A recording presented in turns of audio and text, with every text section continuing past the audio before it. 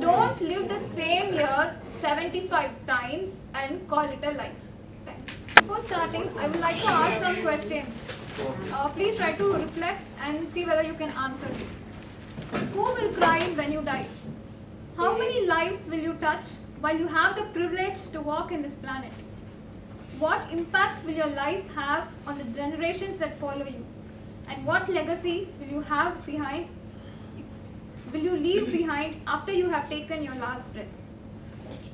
How many of us have answers for these questions? None have answers, right? Okay. Good evening. I'm here to talk about the book called Who Will Cry When You Die, written by Robin Sharma. Okay. Bernard Shaw was once asked when he was in his deathbed, what would you do if you could live your life again? He reflected and replied, I would like to be the person I could have been but never was. This book is written on the motive that this shouldn't happen to us. In this book there are many beautiful concepts, short concepts that relate our life so that we can be successful. I have chosen 10 among them to deliver today. The first is discover your calling. We all have special talents and unique gifts to be engaged, but we don't realize it. Okay, fine. For example, Zain. For what we are here? You all think we are here for a degree, for a PGDM degree. No, it is not. It is something more than that. Someone from Delhi, someone from Kashmir is sitting with us. That is a purpose. They have to realize what call they have. It is not only the PGDM degree. So let's stop waiting for other people to make the change within us. As Mahatma Gandhi said, be the change that you wish to see the most in you. And once you see the change, surely our lives will rise. And the second is schedule worry breaks. Okay, this is a simple technique used to reduce the time of worrying. Actually, I can relate this with me. Whenever in exams, when I don't know anything, what I feel is, okay, let me not feel now, let me go to the room and then feel for 5 minutes. Really, I think this. Then I think, okay, let me try something and try to write it in the exam. Then after that, I go to the room, feel for 5 minutes and just leave it. So what happens is, by doing this, you reduce your worry time, and eventually what will happen is, this worry time will be eliminated. The next is, remember, genius is 99% inspiration.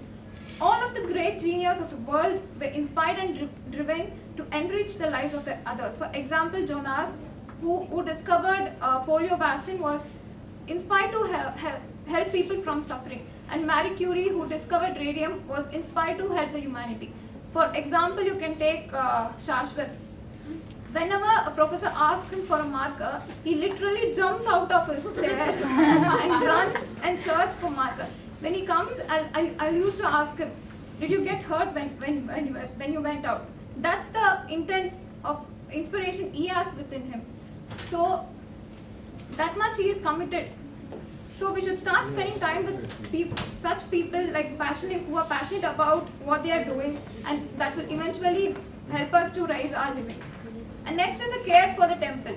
Here the author says that care for the temple is caring for a body. Here the author mentions the body is our temple, which has to be kept sacred. He says that exercising regularly will help us to think clearly, and will create it will create more sense and also it will boost creativity. And he also says it not only adds life to your years, but it also adds years to your life. And he quotes here he quotes the example of his friend who, in spite of having any work, he leaves everything and goes to gym regularly at 5:30. When I read this, I remember our class gym boys who are struggling to go to gym because of their PGDM degree. I think you all can go to gym after that. We won't go after that also. No way. And the next is get up early. Getting up early is a gift actually.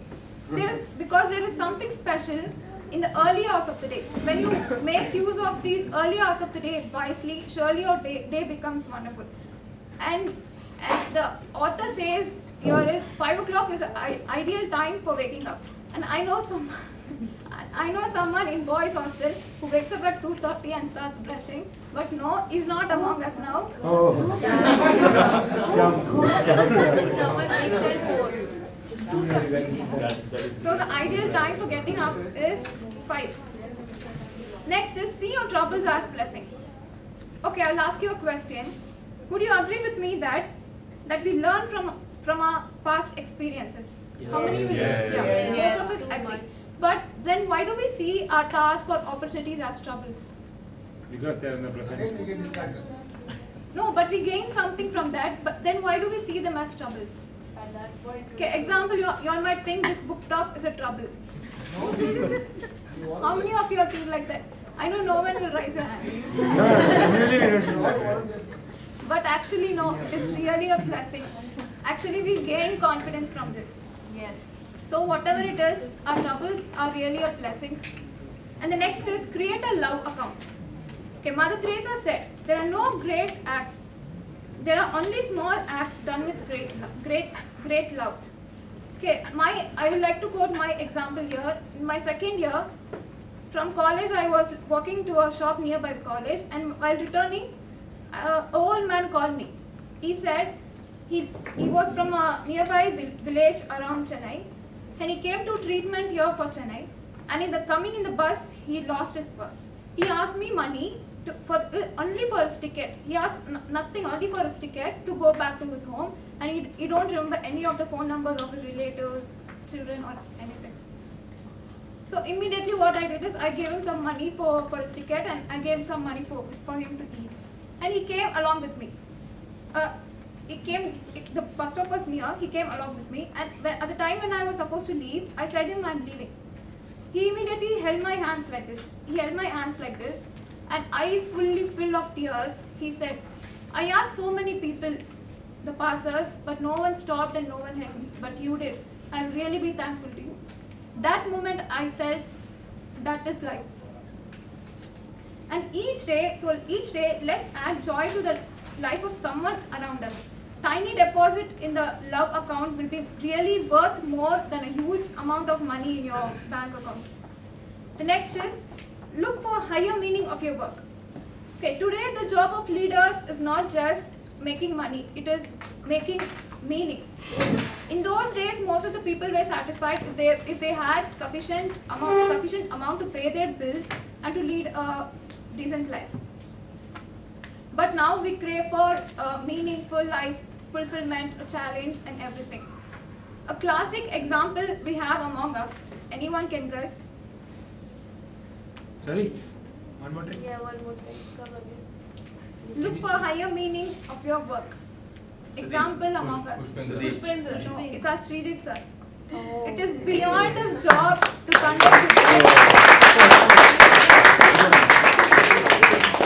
it is beyond his job to conduct these debates and book talks and to sit here to listen to us. He is creating an impact around us. That is, he is shaping us. Actually, we should really be blessed to have him with us. And the next is, don't worry about things that you can't change.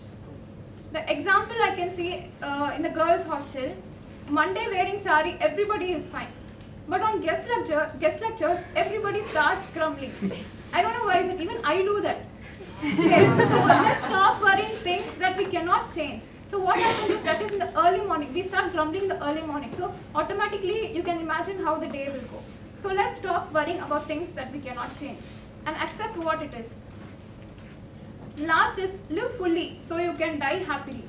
Most of the people discover the purpose of life at the last minute of their death. What is the use then? While we are young, what we do is we chase for so many things like striving and keeping to meet our social expectation. And for chasing big pleasures, we lose the small ones like playing in the rain or planting tree, etc. So do not wait until you are on your deathbed to realize the meaning of life and the precious role you have to play within it. Let's commit ourselves to find the life of deep fulfillment by finding our purpose in life. And by concluding, I would like to tell, the tragedy of life is not death, but what we let die inside of us while we live. The last question I would like to ask you all: how many years you all will live? Maybe 70 years. 25 minutes. Okay. 100 years. 100. Okay, let's keep it 75 years. Don't live the same year 75 times and call it a life. Thank you.